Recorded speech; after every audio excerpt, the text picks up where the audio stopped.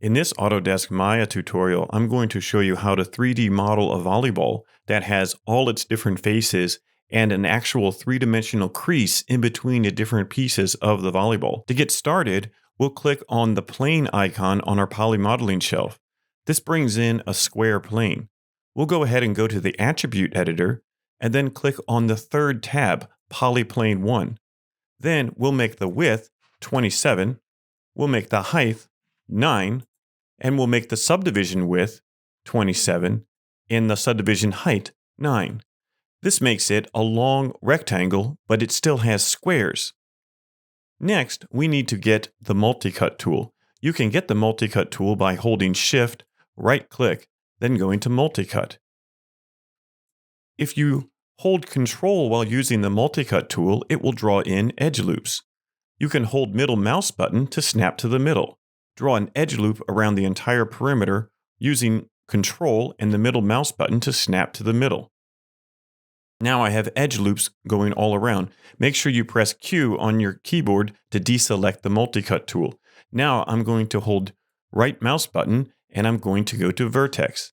Then I'll hold Shift right mouse button, go to merge vertices, target weld tool. Then I can zoom in on each of the corners. I'll grab this vertex and drag it towards the corner. Then I'll grab this vertex and drag it towards the corner. Now I have quads on the corners. I'll go to each of the corners and do the same thing. Drag the vertex to the corner, drag the vertex to the corner. I'll move over and then I'll drag the vertex to the corner and drag the vertex to the corner. Then I'll move over to the last corner, drag the vertex to the corner, drag the vertex to the corner. I can press Q, then right-click, and I want to go to Object Mode. If I press W, notice that my pivot point is in the middle of the object. I can change that by pressing D once. Then you'll notice the center of the pivot changes. Hold V on your keyboard, and then you can drag the pivot point up to the corner, and it'll snap to a vertex. Press D again, and now it's back to the normal Move tool. I'm going to orbit a bit. If you hold Shift and hover over the Move tool, notice it says Clone. This will make a copy. Drag out one copy, then hold V, and notice this turns to a circle. That will snap to a vertex. Drag back, and it snaps. Zoom out a bit more, hold Shift, make one more copy, then hold V, move back, and then it snaps to the vertex. This can be very hard to see that there are multiple objects here, so I'm going to go ahead and turn on Shaded with Wireframe. That way I get these cubes, and I'm going to turn off the grid. Then I will marquee select them all and press Command or Control G to create a group. I'll go ahead and delete my history and center my pivot using these icons at the top. Now I want to hold Shift and I'll clone one piece this way. Then I'll hold Shift and clone another this way. Then I'll hold Shift and clone one up here. Then I'll go ahead and select Group 1. Make sure you select it in the outliner. If you select one of these, then you only get one of them. But if I select Group 1 from the outliner, I get all three. I can hold Shift and drag this way. I can select Group 1 again, hold Shift and drag this way. Now I'm going to press E, and then I'll rotate this one.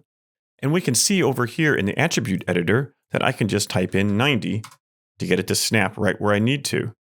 I can select this one. Notice it's Group 4, so I'll select Group 4 in the outliner. I'll rotate up, and then this time I'll type -90. I'll press W on my keyboard, hold V, pull towards the center, and wait till it snaps on the edge. I'll grab Group 5, I'll press V and hold, move towards the center, and it snaps.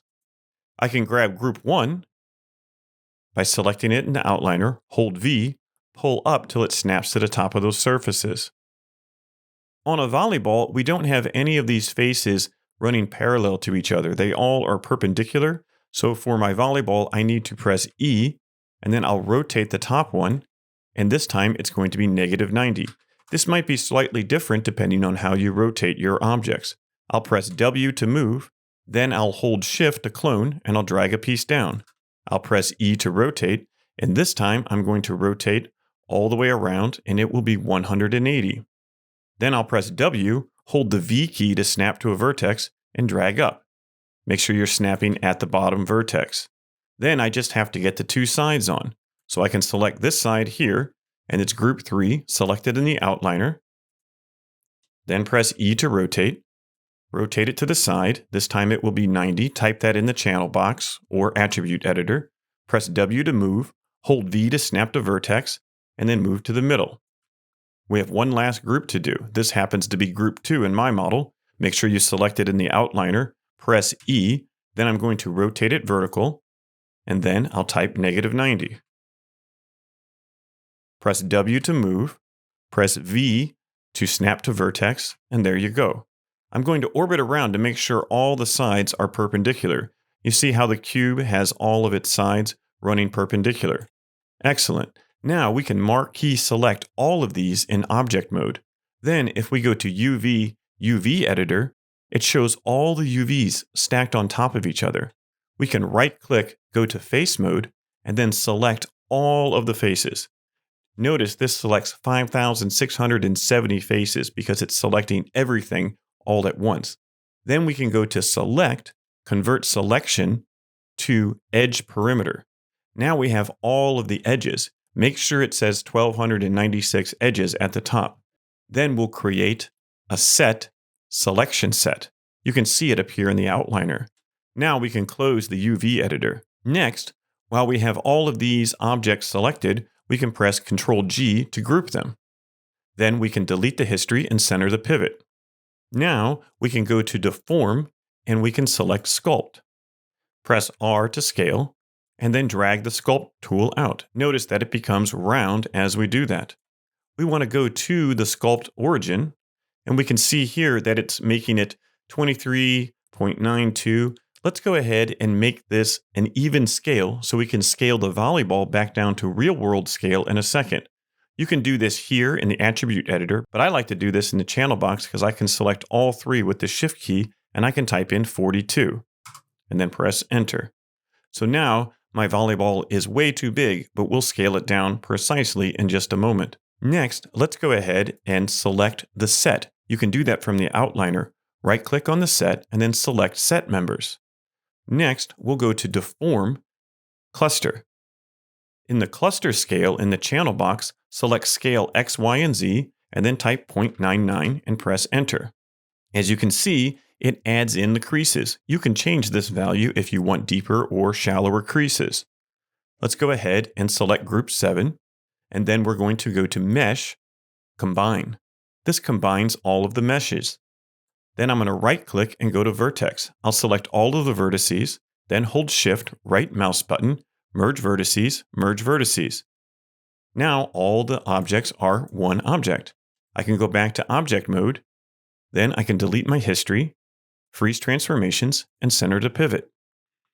Now my volleyball is too big, so I need to make it the real diameter of 21 centimeters. So to do that, I can scale it down. In the channel box, I can select all of the scales, and I can scale it down 0.23. This will make it really close to the actual size of a volleyball. We can go ahead and double check that by bringing in another sphere. If I click sphere, then I go to its attribute editor, and I click on polysphere, I can see the radius. If I make this radius 10.5, that will be the real size of a volleyball. And we can see right here that it's very close. If I press W and I move this to the side, we can see that they're just going inside each other.